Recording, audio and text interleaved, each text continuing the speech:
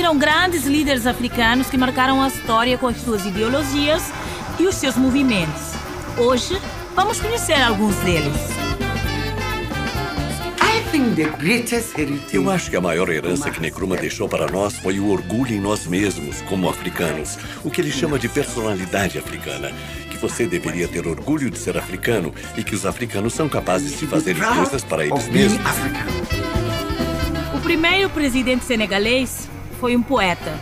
Léopold Sédar Senghor foi o primeiro africano a entrar para a Academia Francesa de Letras.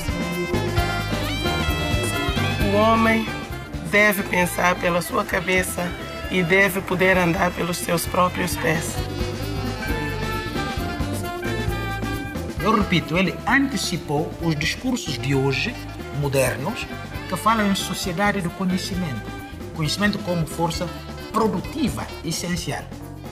Somente homens livres podem negociar. Prisioneiros não podem fazer acordos. Sua liberdade e a minha não podem ser separadas.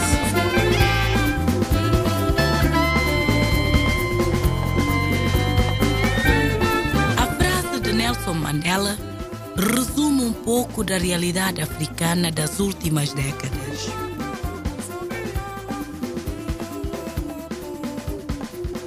As lutas, revoluções, golpes e conflitos em países africanos são parte de um processo pelo qual a Europa e as Américas passaram séculos atrás.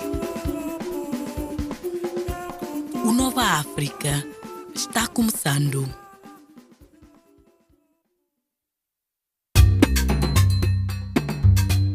Liberdade e Justiça junto ao monumento erguido em Gana para lembrar o fim da colonização inglesa.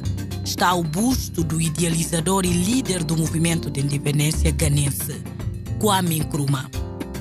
Nkrumah nasceu em 1909, em Krofon, na Costa do Ouro, mas estudou em escolas americanas.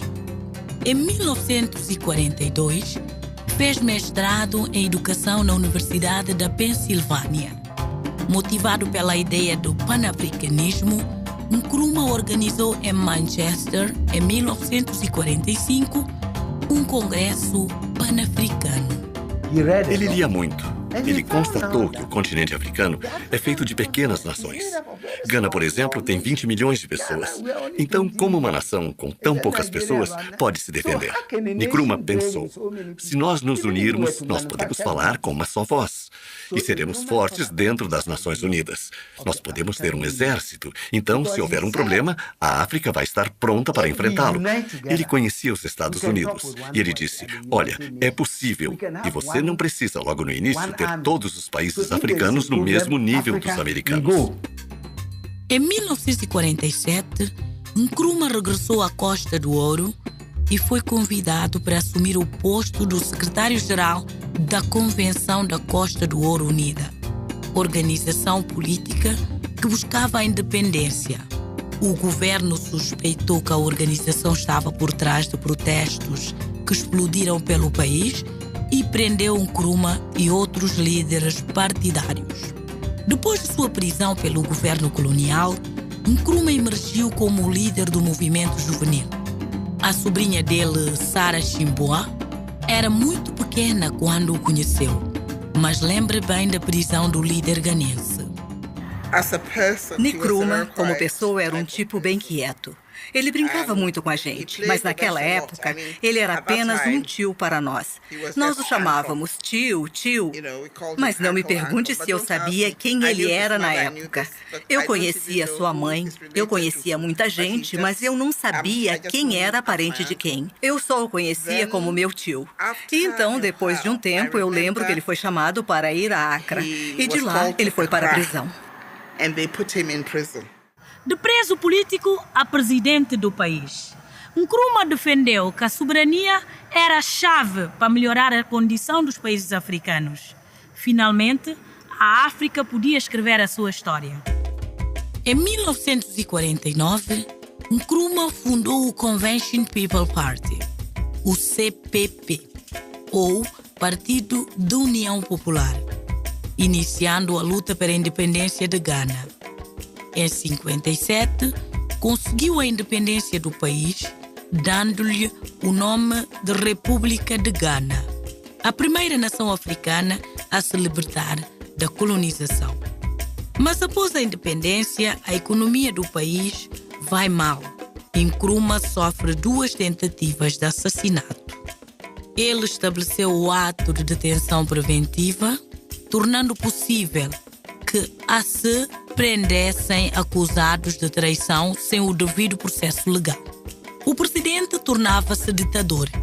Em fevereiro de 1966, enquanto Nkrumah estava em uma visita de Estado ao Vietnã e à China, seu governo foi derrubado por um golpe militar.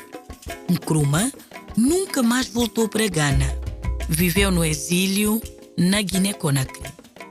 Kwame Nkrumah morreu de câncer de pele em abril de 1972, em Bucareste, na Roménia, com 62 anos de idade. Nkrumah foi o primeiro presidente de Gana. Ele lutou por nossa independência, mas ele era também um ótimo homem, e não só para Gana, mas para todo o continente africano.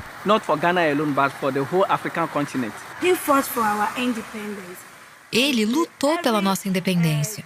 E todo mês de março, nós nos lembramos dele porque ele foi o primeiro presidente de Gana.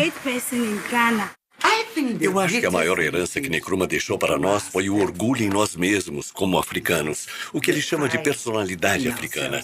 Que você deveria ter orgulho de ser africano e que os africanos são capazes de fazerem coisas para eles mesmos. E não há diferença entre o homem negro e o branco.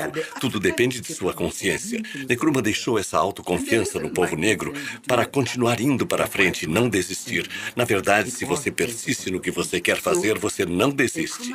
Dizendo que mesmo se houver tempos difíceis onde você cai no chão, você deve se erguer e levantar. Em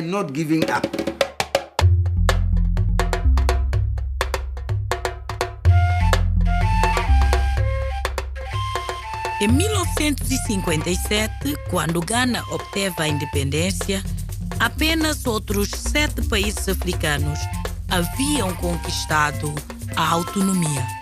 Todo o restante do continente permanecia sob o controle das potências europeias.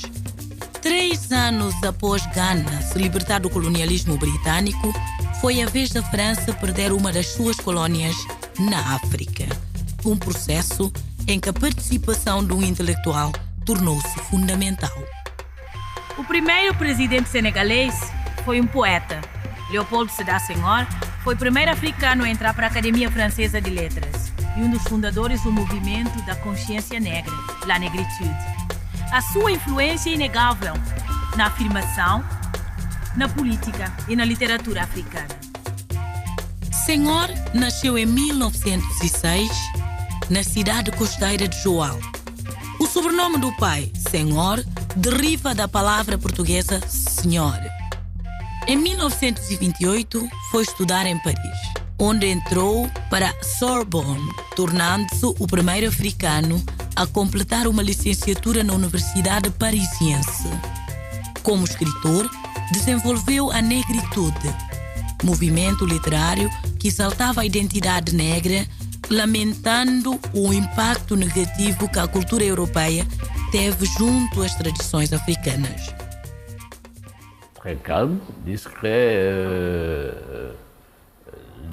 Ele era muito calmo, discreto, digno, metódico e com uma educação impecável.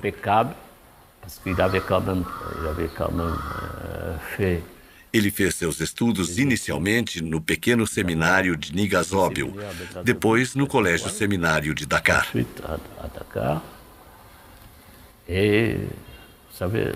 É uma instituição muito rigorosa. Ele foi embora para a França com 22 anos, onde foi educado nesses hábitos de rigor, de habilidade. Isso fez dele o pai da nação senegalesa, trazendo para nós a organização e o método.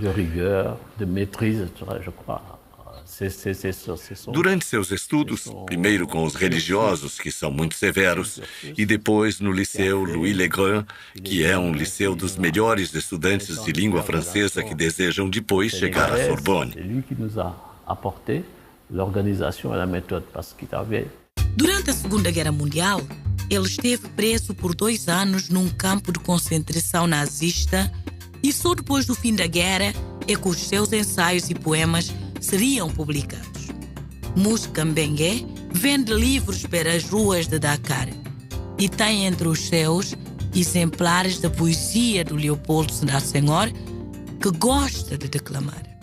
O dia inteiro, nos longos trilhos estreitos. Vontade inflexível no langor de areia, através do Caior-Baol e da secura, onde se torcem os braços e os baobás com angústia. O poeta chegou a comparar o povo senegalês com o baobab, uma árvore bem considerada aqui no Senegal. As suas raízes bem assentes no chão, o seu tronco e os seus ramos que representavam as culturas e as diversidades religiosas e étnicas do país. Entre 1948 e 1958, Leopoldo foi deputado senegalês na Assembleia Nacional Francesa, sendo o primeiro negro a ocupar o cargo de deputado no Parlamento.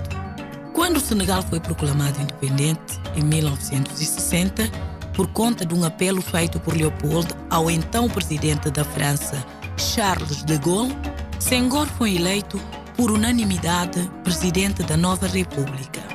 Ficou no cargo até final de 1980, graças a reeleições sucessivas. Senghor a été éduqué, je vous l'ai dit tout à l'heure, dans les universités. Senghor foi educado em universidades francesas e lá ele havia aprendido sobre o que era a democracia. E quando ele, um pouco antes de se tornar presidente da República, ele ajudou os senegaleses a compreenderem que a guerra não leva a nada e de que não serviria para nada adquirir o poder pela guerra. Os outros dirigentes africanos criticavam o pacifismo dele. E Senghor era um revolucionário, mas não um revolucionário violento.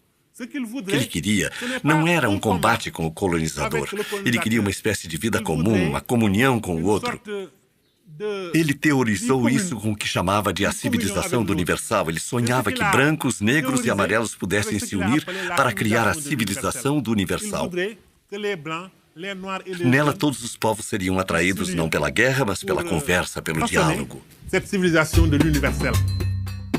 Em 1980, Leopoldo Sédar Senghor deixou o poder por vontade própria. 4 anos depois, se tornou o primeiro negro a entrar para a Academia Francesa de Letras. Teve o nome lembrado várias vezes como candidato ao Prêmio Nobel de Literatura. Morreu aos 95 anos, em 2001, na Normandia, França. Desde então, é lembrado como um dos grandes líderes do continente africano e do mundo. 50 anos depois, a gente percebe que ele tentou dar ao Senegal as bases da democracia, sobretudo com uma prática de gestão dos assuntos do Estado que fazem com que hoje todo mundo peça que a gente recoloque como prioridade o escritório de organização e método, onde ele tentava formar um modelo de gestão da coisa pública. Senghor hoje tem só uma casa no Senegal, em Dakar, que se chama Les Dents de la Mer, os dentes do mar. Aí vocês podem perceber que poucas pessoas que ficaram 20 anos no poder podem dizer que depois disso só tem uma casa.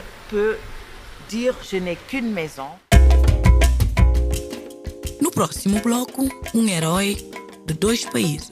O Nova África vai desvendar para você um pouco da história da Amílcar Cabral. Não perca, daqui a pouquinho.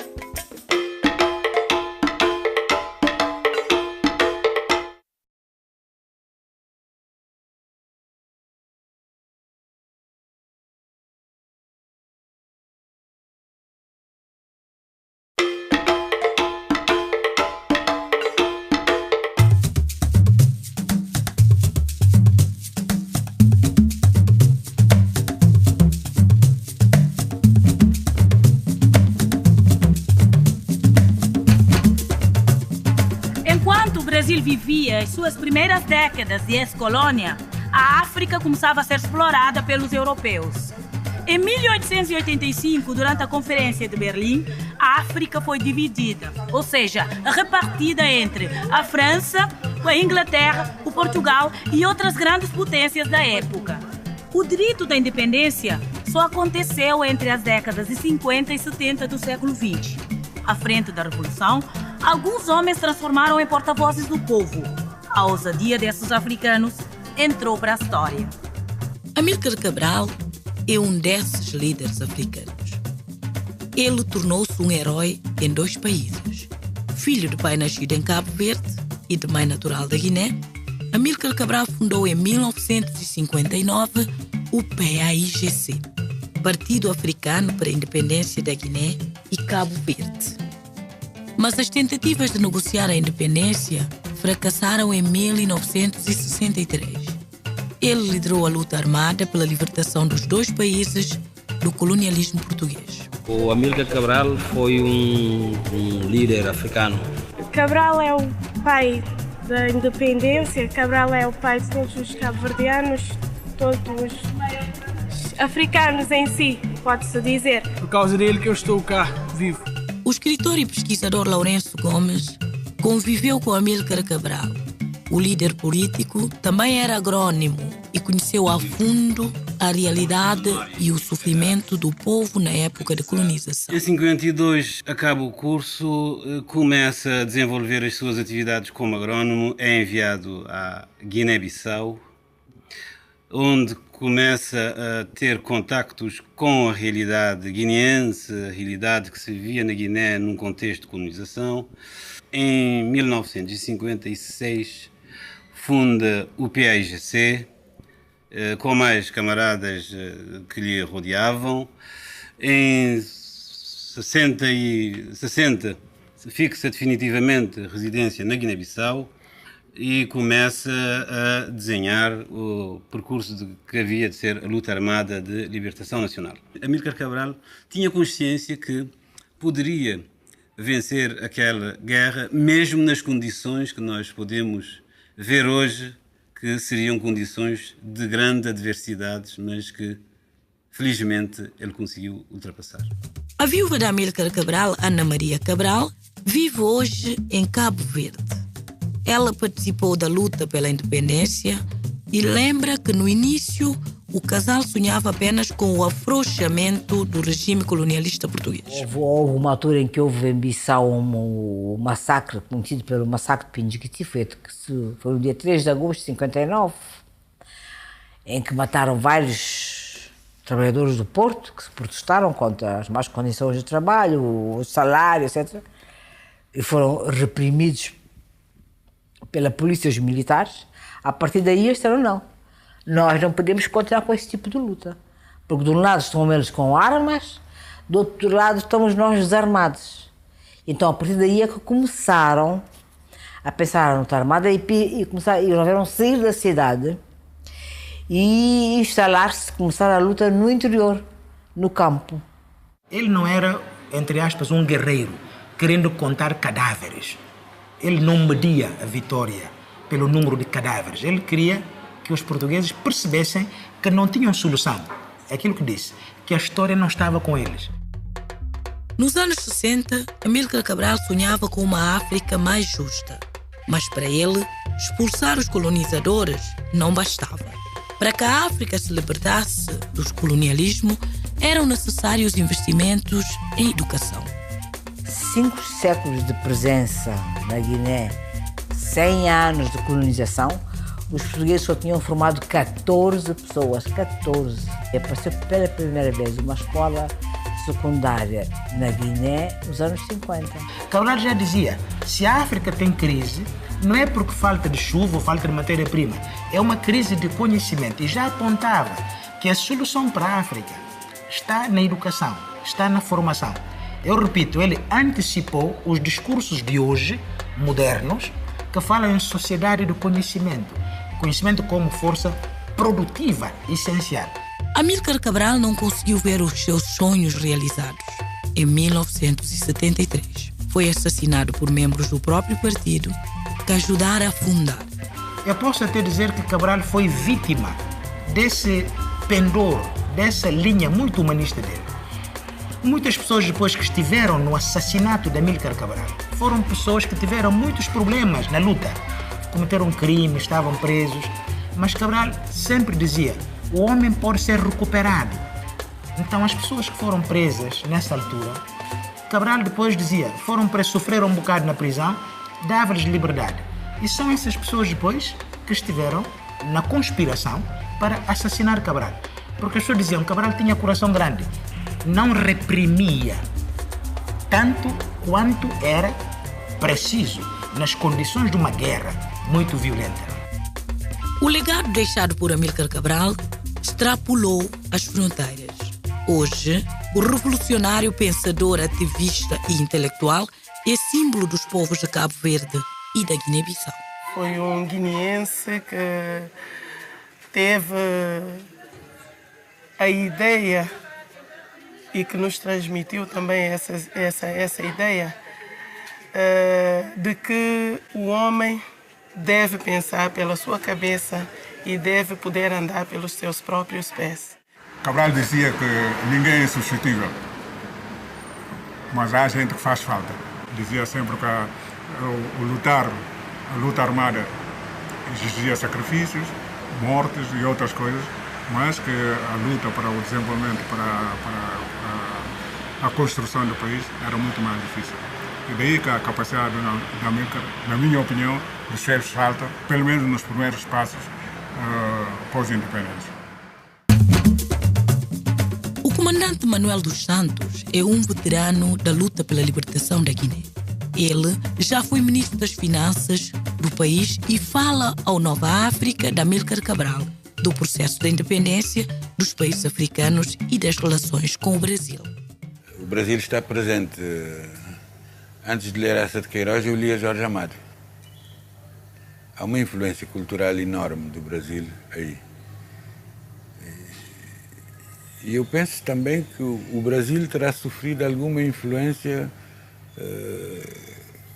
que chegou ao Brasil vinda de Portugal via Cabo Verde. Agora, no nosso mundo globalizado e atual, em que os interesses mandam mais do que tudo, é preciso que nós sejamos capazes de fazer valer essas relações e de desenvolvê-las. Mesmo que economicamente não haja grandes negócios atrás. Ora, ele dizia que nós tínhamos que desenvolver a nossa cultura, tínhamos que expurgar a nossa cultura de todos aqueles traços negativos e ir buscar a outras culturas aquilo que nós precisamos e fazer desses valores nossos também. Fazer dos valores externos que nós vamos procurar, fazê-los nossos também, assimilá-los à nossa cultura.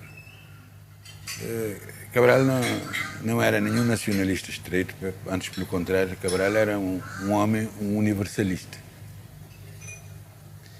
E ele via sempre a Guiné e Cabo Verde inseridos no mundo, não como coisas isoladas. Se Cabral não tivesse morrido, as coisas hoje seriam bem diferentes. Porque, infelizmente, com a morte de Cabral, o PAIGC perdeu o seu principal cérebro, aquele que concebia as coisas para se fazer. Executantes há sempre muitos. Gente que concebe as coisas há sempre muito poucos. E Cabral estava muito distante de tudo o resto, muito acima de todos os outros.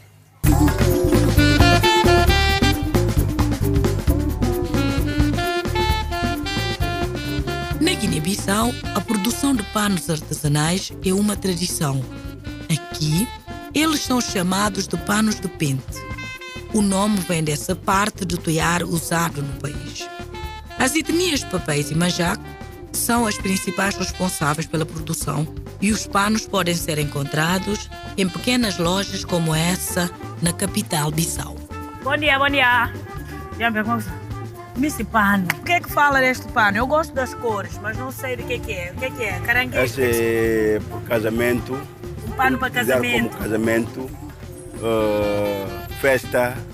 Todas as festas? Sim. Por isso é que tem várias cores. Pode fazer roupa, calça, camisa, fato forado, tudo mais. Qual é o pano que mais vendes aqui? Chama de Lancôme. Lancôme, o que Lancôme significa? significa um pano de cerimônia de etnia Pepel. Ok. Parenteiro. Então esses panos que são assim bem compridos, como vocês estão a ver, chama-se lancon. Quantos metros de lancon tem? 3 metros. Lancon costuma ter 3 metros de comprimento. É um pano que se pode usar para fazer, portanto, cobertores de cama, depende das cores. E os mais escuros se usam nos funerais da etnia Pepel, Manjaca e talvez Balanta também. Todos. Portanto, é um pano bem conhecido. E os régulos também, que são os reis, usam também esse pano, é a roupa dele. O uniforme deles é sempre com este pano assim, arrumado. Que lindo, né? Valeu. Arrasei.